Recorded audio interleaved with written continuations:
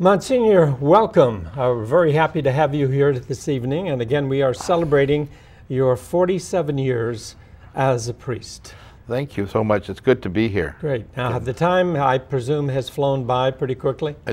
Very fast. Faster fast. than, when you start to look back and say, where has time gone? I can still remember coming here and to this building when I was part of the class that we went to the first time we opened the residence wing of this building here. The Ryan dormitory. The Ryan dormitory. Not the dormitory, the residence wing, the little bedrooms, all there. So I never went to a big dorm. I didn't have to go that process. Yeah. I came in as a sophomore in high school. So you were what, about 16? I was 15. 15, okay. Yeah. Little kid, not knowing exactly what he's going to get into because, I was still a farm boy. Now, you're from Lemoore originally. I was born in Lemoore. I was born on 21.5 Avenue. My parents had a little dairy there, and I was born at home. And then what happened was turned out to be a blue baby, and so they immediately got me baptized at St. Peter's. And I still was out there with the baptismal font. And then they dashed me to the old St. Agnes on Fruit Avenue. Right. Who enticed you to become a priest? What triggered you to take that step? Many people have asked me that, and I really don't know, but I give the credit to my grandmother, Grandma Barberia. She was a saint in my book, and she prayed the rosaries and come down to, and they say I used to play mass, but I don't remember that stuff. With my cousins, I would give them out little pieces of bread. Grandmothers have a great influence on children. They sure do. Yeah. Mine tried to steer me that way, but I guess I fought her and turned the other way. But again, you started, of course, in Lemoore, born in Lemoore. Born in Lemoore. Then we moved from there to, my parents moved to Carruthers, and the dairies. And then from there they went to Crow's Landing, further part of the diocese, and that's where my father died there when I was 5 years old.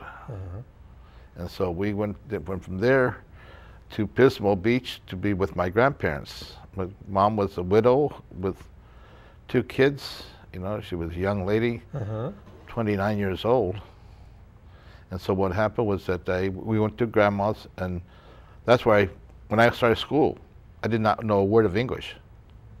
Wonderful. So it was all Portuguese, and the teacher wrote, speak English, and and my grandmother saw the note, but she didn't understand it.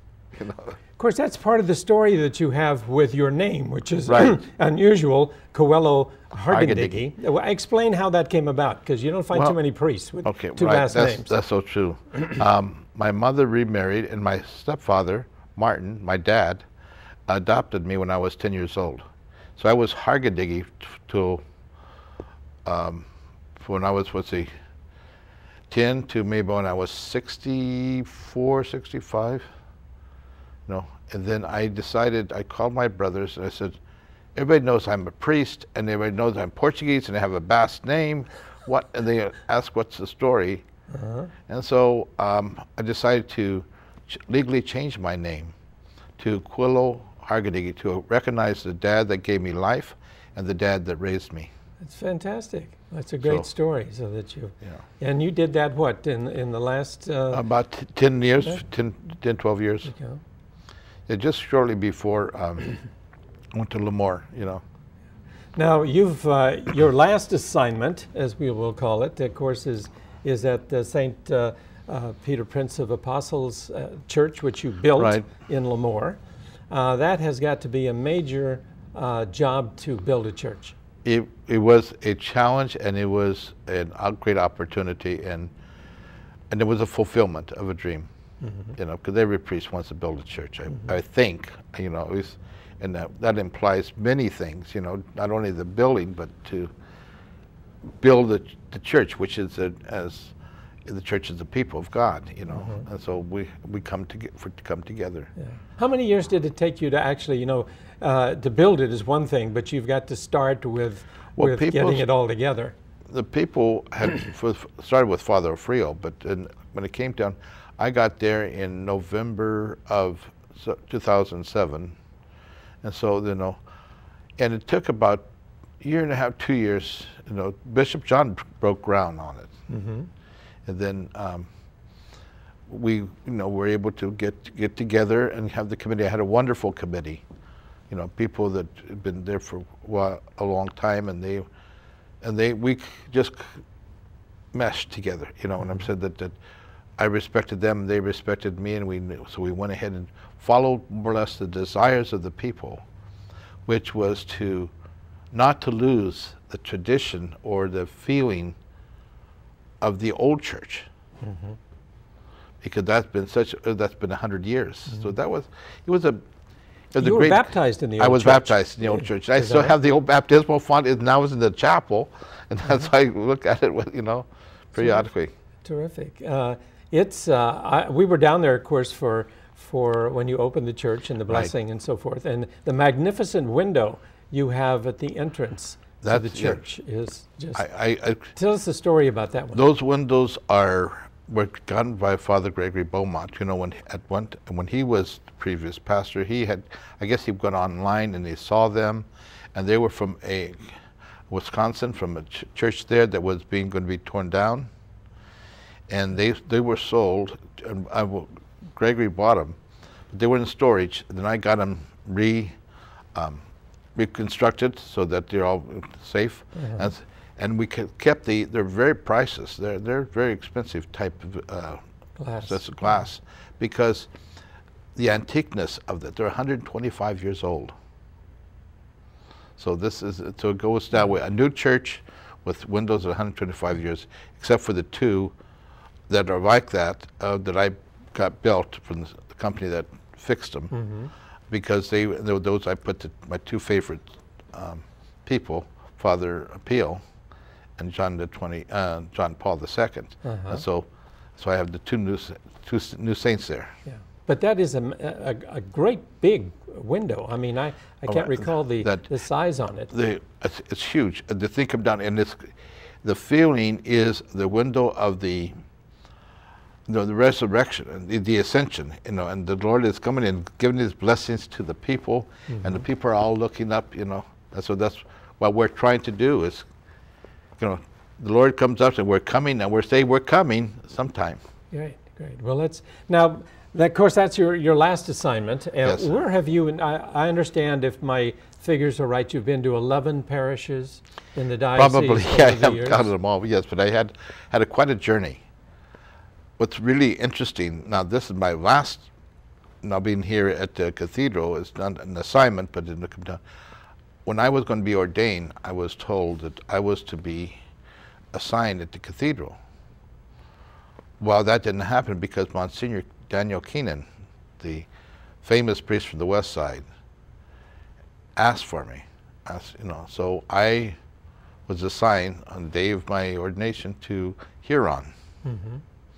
So that was my very first parish as an associate.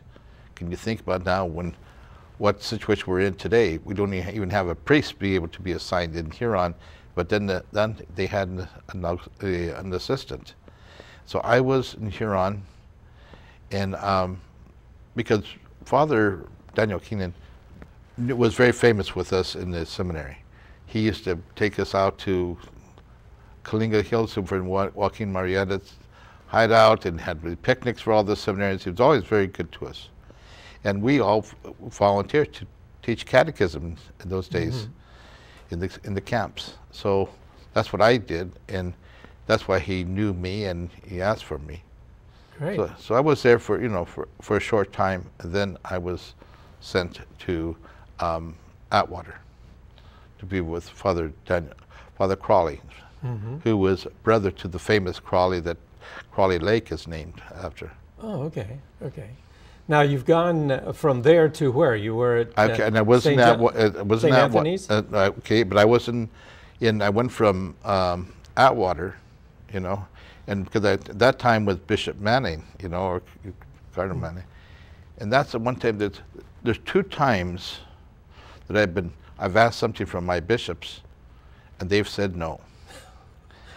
And that was one time there was Bishop Manning. I was there in that water, and so I was helping out at Castle Air Force Base. So, as a temporary chaplain. Right. So I asked Cardinal Manning, Bishop, I would like to volunteer to go to the Air Force, be an Air Force chaplain. And he said, John, I would like to say yes, but I'm going to say no.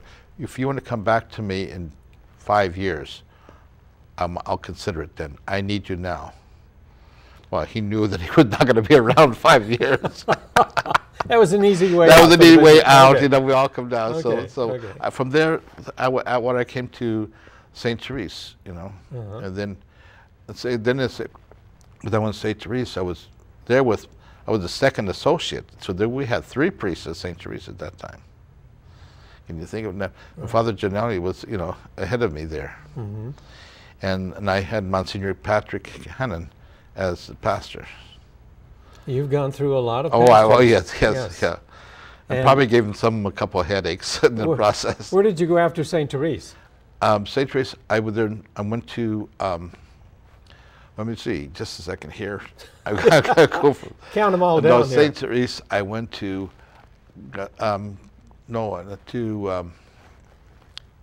Las Banas. Monsignor Pointek was my pastor. Can you believe that? Father Gianelli was there too. He was generally in St. Therese, and he was the associate in Las Banas. Monsignor Flood had died, and so they needed someone to help out Father Gianelli. So I was sent as a young priest. That's where I became the guru for youth ministry, because I got in contact with some of the football players in Las Banas, and some of them are still friends of mine, to this day. So we would end up, I had mass for them on Friday mornings, this public, in the parish, and I got some parents together. We all had breakfast for these kids. So that became, in a small town like Las Banas, that became, so. You had a ball game that night. Right, yes, so Friday night, lights. Right, so and so we did all that. Always there. It was, it was a good experience. There was, in fact, there was a nice commendation from the city, and everything that they wrote to Bishop Donahoe, talking about my work and when I was being transferred to Corcoran. Yeah, this is a terrible question to ask you, I know, but what was your favorite parish? Did you have a favorite one that lingers with you? Yes, my first pastorate. These were all being associates. When I was in St. Agnes as the department head and the priest chaplain there, when Bishop sent out a letter saying they need a priest to go to Gustine, and because Father Ford had died, and they wanted a young pastor that could speak Spanish, Portuguese, and English. So I volunteered, and I got it. So that was my first pastorate. That's your memorable one. That's the one, because I came into a parish, some very good people there, very good people. And we end up moving from the old house and moved towards the school.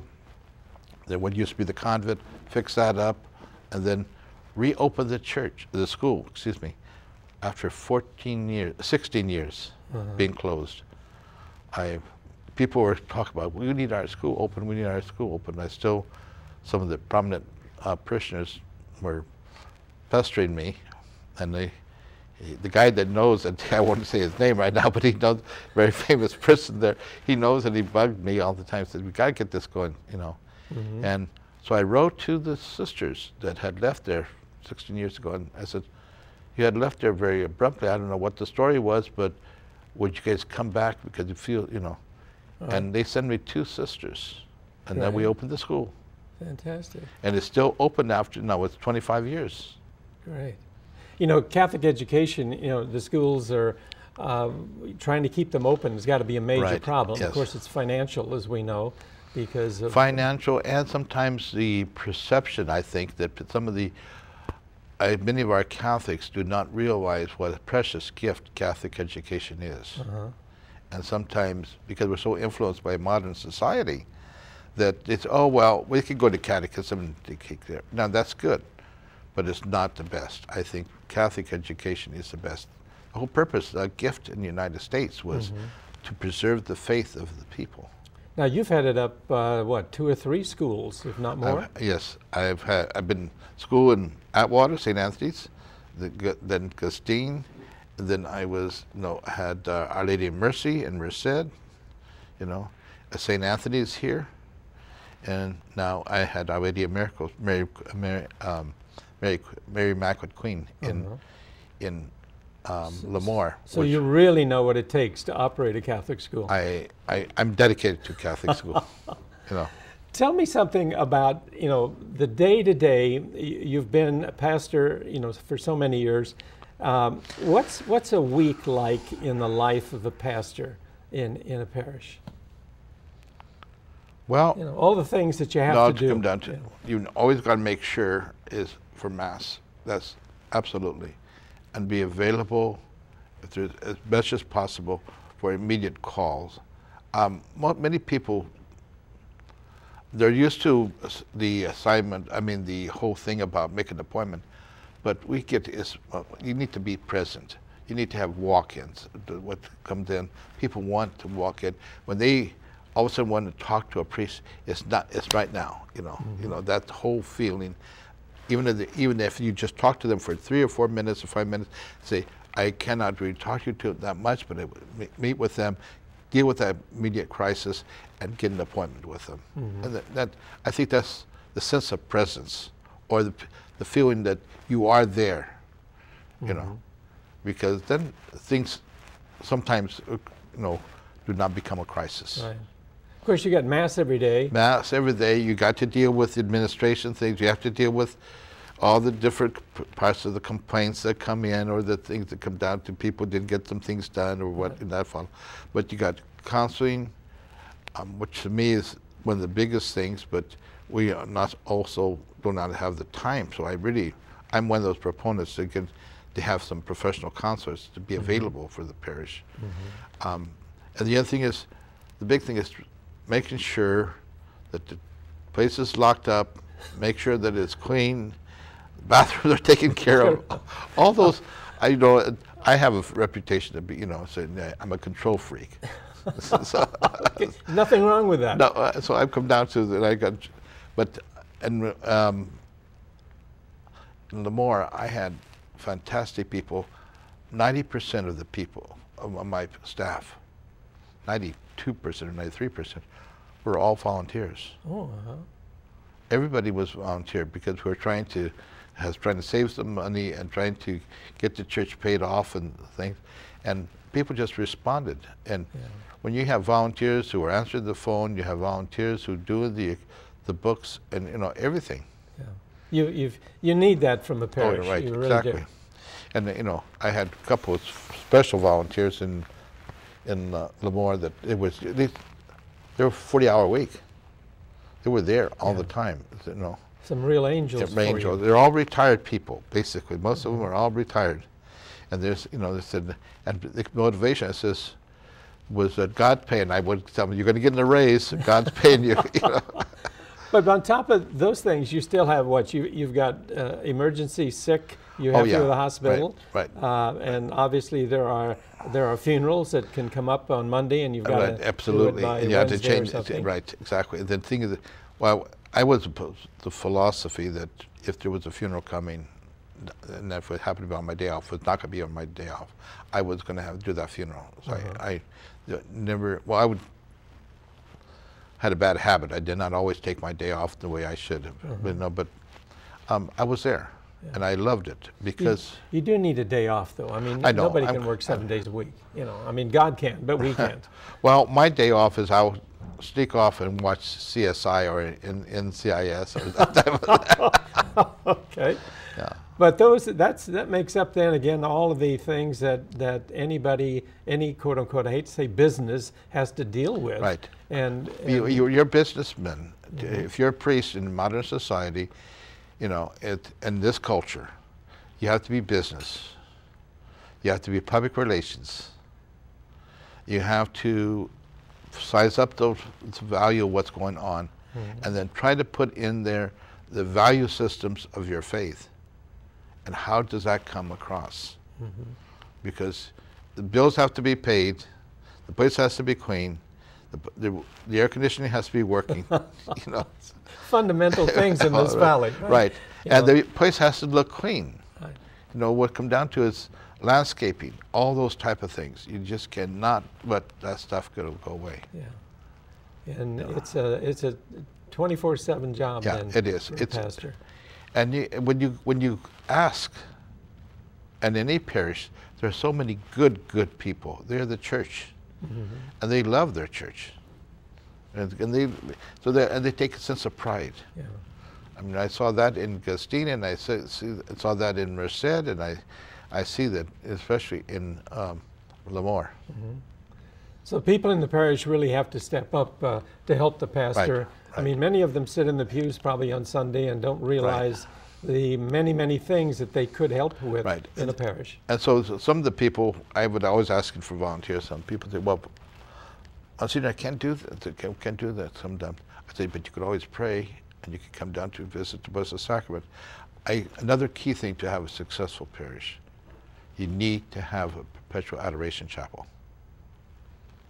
For people to come day in and day out, 24/7, to spend some time with the Lord.